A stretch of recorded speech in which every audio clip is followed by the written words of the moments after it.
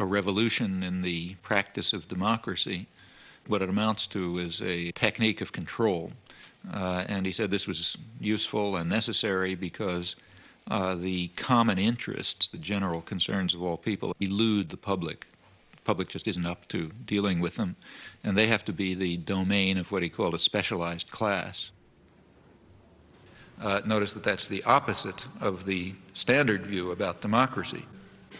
There's a version of this expressed by the highly respected moralist and theologian Reinhold Niebuhr, who was very influential on contemporary policymakers. His view was that rationality belongs to the cool observer, but because of the stupidity of the average man, he follows not reason but faith. And this naive faith requires necessary illusion and emotionally potent oversimplifications, which are provided by the myth maker to keep the ordinary person on course.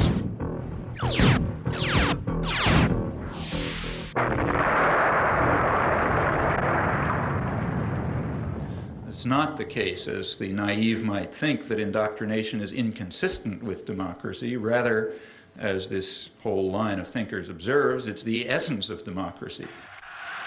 The point is that in a military state or a feudal state or what we would nowadays call a totalitarian state, it doesn't much matter what people think, because you've got a bludgeon over their head and you can control what they do. But when the state loses the bludgeon, when you can't control people by force, and when the voice of the people can be heard, you have this problem. It may make people so curious and so arrogant that they don't have the humility to submit to a civil rule, and therefore you have to control what people think. And the standard way to do this is the resort to what in more honest days used to be called propaganda, manufacture of consent, creation of necessary illusions, various ways of either marginalizing the general public or reducing them to apathy in some fashion.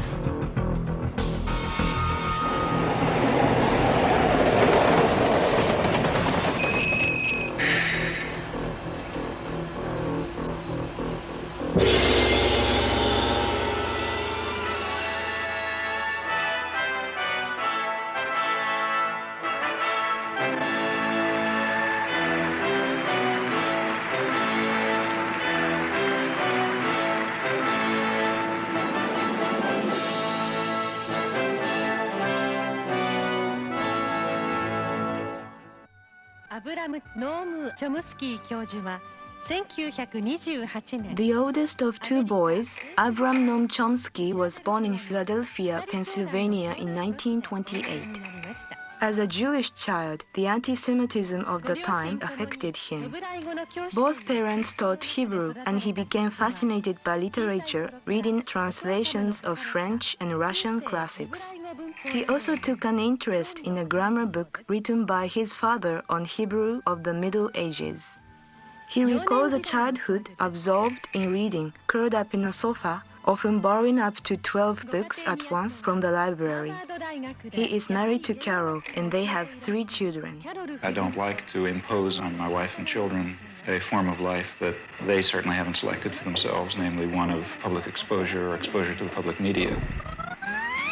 That's their choice, and I don't believe that they have themselves selected this. I don't impose it on them. I would like to protect them from it, frankly. Second, the sort of perhaps principal point is that I'm rather against the idea, the whole notion of developing public personalities who are treated as stars of one kind or another, where aspects of their personal life are supposed to have some significance and so on. Take 1 in the reception room. You said that you were just like us. You went to school, got good grades, and what made you start being critical, and seeing the different? What started the change? Well, there are all kinds of personal factors in anybody's life. First of all, don't forget I grew up in a depression.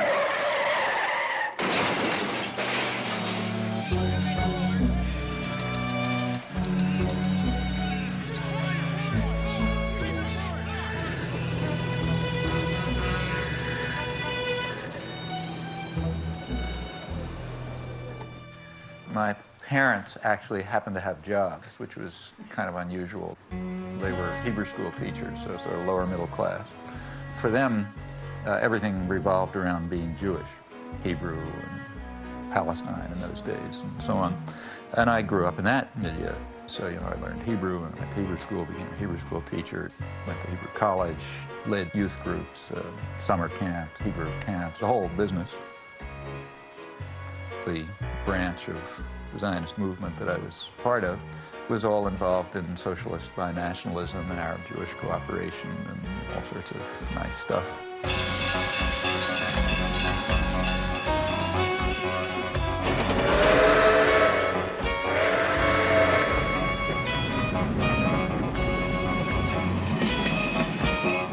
What did they think of your hopping on a train and going up to New York and hanging out at anarchist bookstores on 4th Avenue and talking to they didn't mind your because working class relatives there? I mean, I don't want to totally trust my childhood memories, obviously, but the family was split up. Like a lot of Jewish families, it went in all sorts of directions. There were sectors that were super Orthodox. There were other sectors that were very radical and very assimilated and working class intellectuals. And that's the sector that I naturally gravitated towards. It was a very lively intellectual culture.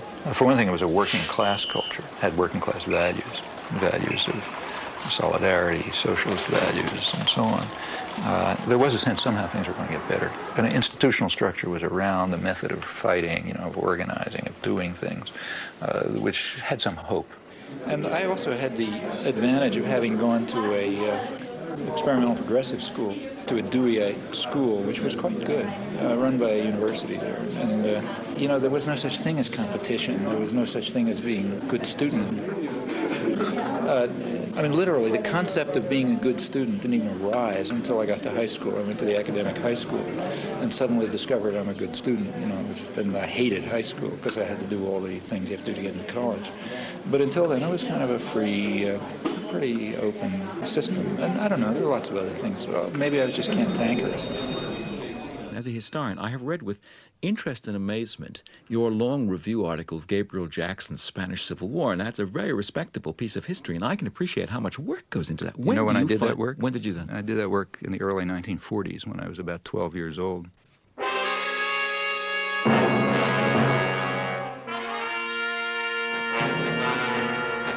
The first article I wrote was right after the fall of Barcelona in the school newspaper, and it was a lament about the rise of fascism in 1939. Actually, I guess one of the people who was the biggest influence in my life was an uncle who had never gone past 4th grade. He was, had a background in crime, and then left-wing politics and all sorts of things. But he was a hunchback. And as a result, he could get a newsstand in New York. So they had some program for people with physical disabilities. And some of you are from New York, I guess. Well, the 72nd Street kiosk? Yes. You know that? Right, that's where I got my political education. At 72nd Street, there's a place where you come out of the subway, and everybody goes towards 72nd Street. And there were 2 newsstands on that side, which were doing fine. And there's 2 newsstands on the back. And nobody comes out the back, and that's where his newsstand. But it was a very lively place. He was a very bright guy. It was the 30s. There were a lot of emigres, so on. A lot of people were hanging around there. And in the evenings, especially, it was sort of a literary political salon. Every kind of guys hanging around, arguing and talking. And as a kid, like I was 11, 12 years old, the biggest excitement was to work the newsstand. You write in Manufacturing Consent that it's the primary function of the mass media in the United States to mobilize public support for the special interests that dominate the government and the private sector. What are those interests? Well, if you want to understand the way any society works, ours or any other, the first place to look is who is in a position to make the decisions that determine the way the society functions. Societies differ, but in ours, The major decisions over what happens in the society, decisions over investment and production and distribution and so on, are in the hands of a relatively concentrated network of major corporations and conglomerates and investment firms and so on. They are also the ones who staff the major executive positions in the government, and they're the ones who own the media, and they're the ones who have to be in a position to make the decisions. They have an overwhelmingly dominant role in the way life happens, what's done in the society. Within the economic system, by law and in principle, they dominate. The control over resources and the need to satisfy their interests imposes very sharp constraints on the political system and the ideological system. When we talk about manufacturing of consent, whose consent is being manufactured? We can, to start with, there are two different groups. We can get into more detail, but at the first level of approximation, there's two targets for propaganda. One is what's sometimes called the political class. There's maybe 20% of the population which is relatively educated, more or less articulate. They play some kind of role in decision making. They're supposed to sort of participate in social life, either as managers or cultural managers, like, say, teachers and writers and so on. They're supposed to vote. They're supposed to play some role in the way economic and political and cultural life goes on. Now, their consent is crucial. It's one group that has to be deeply indoctrinated. Then there's maybe 80% of the population whose main function is to follow orders and not to think, and not to pay attention to anything. And they're the ones who usually pay the costs. All right. Professor Chomsky, Noam, you outlined a model with filters that propaganda is sent through. That's way to the public. Can you briefly outline those? It's basically an institutional analysis of the major media, what we call a propaganda model. We're talking primarily about the national media, those media that sort of set a general agenda that others more or less adhere to the extent that they even pay much attention to national or international affairs. Now, the elite media are the sort of the agenda-setting media. That means the New York Times, the Washington Post, the major television channels, and so on. They set the general framework. Local media more or less adapt to their structure. World News. Begins to sound like it says that there's a beachhead. I think 628 is a good one. Yeah, but I think 6 is a good start. This is the operative soundbite for us. He's out. He really knows how the times. He's got a minute for all the time, so that's good. I love this soundbite. Okay, well, and they do this in all sorts of ways, by selection of topics, by distribution of concerns, by emphasis and framing of issues, by filtering of information, by bounding of debate within certain limits. 2.5 minutes to air. 45 seconds. They determine, they select, they shape, they control, they restrict in order to serve the interests of dominant elite groups in the society. There is an unusual amount of attention focused today on the 5 nations of Central America. This is Democracy's Diary. Here for our instruction are triumphs and disasters, the pattern of life's changing fabric. Here is great journalism, a revelation of the past, a guide to the present, and a clue to the future.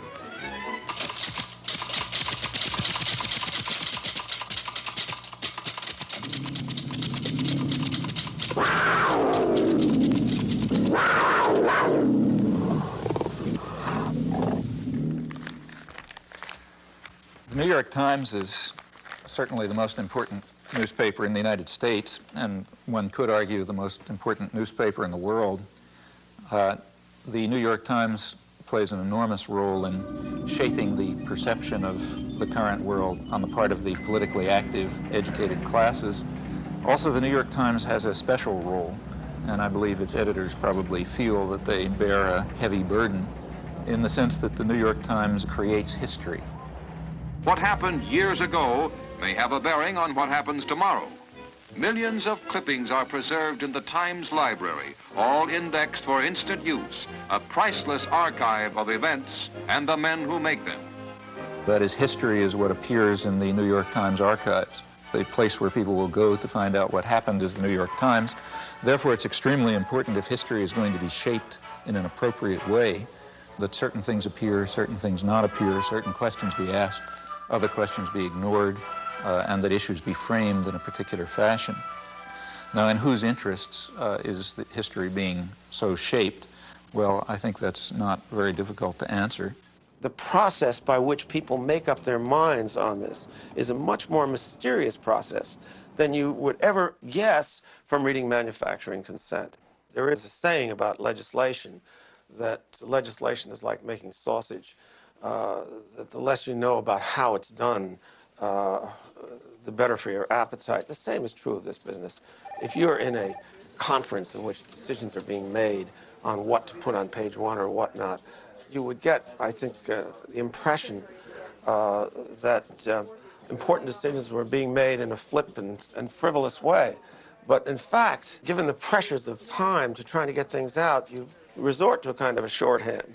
And you have to fill that paper up every day. It's curious in a kind of a mirror image way that Professor Chomsky is in total accord with Reed Irvine, who at the right-wing end of the spectrum says exactly what Chomsky does about the insinuating influence of the press, of the big media, as, quote, agenda setters, to use one of the great buzzwords of the time. And, of course, Reed Irvine sees this as a left-wing conspiracy of foisting liberal ideas in both domestic and foreign affairs on the American people. But in both cases, I think that the premise really is an insult to the intelligence of the people who consume news. Now, to eliminate confusion, all of this has nothing to do with liberal or conservative bias. According to the propaganda model, both liberal and conservative wings of the media, whatever those terms are supposed to mean, fall within the same framework of assumptions. In fact, if the system functions well, it ought to have a liberal bias, or at least appear to, because if it appears to have a liberal bias, that will serve to bound thought even more effectively. In other words, if the press is indeed adversarial and liberal and all these bad things, then how can I go beyond it? They're already so extreme in their opposition to power that to go beyond it would be to take off from the planet. So therefore, it must be that the presuppositions that are accepted in the liberal media are sacrosanct, can't go beyond them. And a well-functioning system would in fact have a bias of that kind. The media would then serve to say, in effect, thus far and no further. We ask, what would you expect of those media on just relatively uncontroversial, guided free market assumptions? And when you look at them, you find a number of major factors entering into determining what their products are. These are what we call the filters. So one of them, for example, is ownership. Who owns them? The major agenda-setting media, after all, what are they? As institutions in the society, what are they? Well, in the first place, they are major corporations, in fact, huge corporations. Furthermore, they're integrated with and sometimes owned by even larger corporations, conglomerates, so for example, by Westinghouse and GE and so on.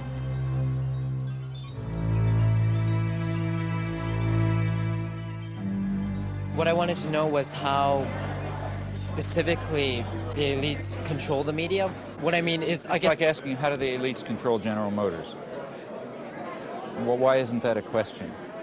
I mean, General Motors is an institution of the elites. They don't have to control it. They own it. You know? Except, I guess, at a certain level, I think,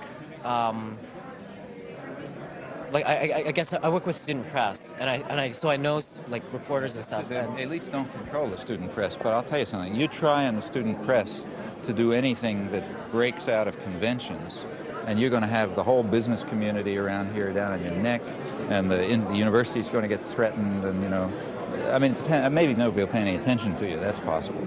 But if you get to the point where they don't stop paying attention to you, the pressures will start coming. Because there are people with power. There are people who own the country, and they're not going to let the country get out of control. What do you think about that? This is the old cabal theory that somewhere there's a room with a baize-covered desk, and there are a bunch of capitalists sitting around, and they're pulling strings. These rooms don't exist. I mean, I hate to tell Noam Chomsky this. You don't share that. I think it is the most absolute rubbish I've ever heard. This is the current fashion in the universities. You know, it's patent nonsense, and I think it's nothing but a fashion. It's a way that intellectuals have of feeling like a clergy. I mean, there has to be something wrong.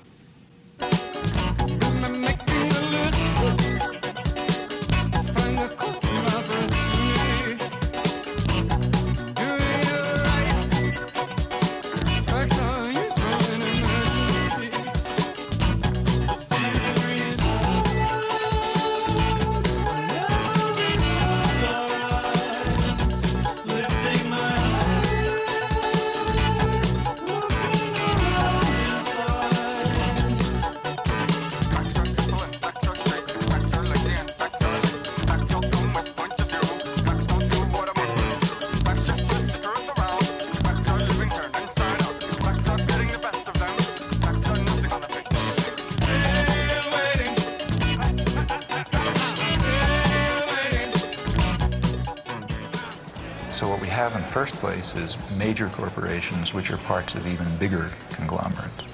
Now, like any other corporation, they have a product which they sell to a market. The market is advertisers, that is other businesses. What keeps the media functioning is not the audience. They make money from their advertisers. And remember, we're talking about the elite media, so they're trying to sell a good product, a product which raises advertising rates. And ask your friends in the advertising industry, that means that they want to adjust their audience to the more elite and affluent audience. That raises advertising rates. So what you have is institutions, corporations, big corporations, that are selling relatively privileged audiences to other businesses. Well, what point of view would you expect to come out of this? I mean, without any further assumptions, what you'd predict is that what comes out is a picture of the world, a perception of the world, that satisfies the needs and the interests and the perceptions of the sellers, the buyers, and the product. Now, there are many other factors that press in the same direction. If people try to enter the system who don't have that point of view, they're likely to be excluded somewhere along the way. After all, no institution is going to happily design a mechanism to self-destruct. It's not the way institutions function. So they all work to exclude or marginalize or eliminate dissenting voices or alternative perspectives and so on because they're dysfunctional. They're dysfunctional to the institution itself. Do you think you've escaped the ideological indoctrination of the media and of society that you grew up in? Have I? Mm-hmm. Often not. I mean, when I look back and think of the things that I haven't done, that I should have done, it's very, it's not a pleasant experience. So what's the story of young Noam in the schoolyard? Yeah, I mean, that was a personal thing for me. I don't know why it should interest anyone else, but I do remember. Well, you drew certain conclusions. Well, yeah, I mean, it had a big influence on me. I mean, I remember when I was about 6, I guess. First grade, there was the standard fat kid who everybody made fun of, and I remember in the schoolyard he was on standing on right outside the school classroom, and a bunch of kids outside sort of taunting him, and so on. And one of the kids actually brought over his older brother, sort of like from 3rd grade instead of 1st grade, big kid. And he was going to, beat him up or something. And I remember going up to stand next to him, feeling somebody ought to help him. And I did for a while, and then I got scared, and I went away, and I was very much ashamed of it afterwards, and sort of felt, not going to do that again. That's a feeling that's stuck with me. You should stick with the underdog. And the shame remained. You should have stayed there.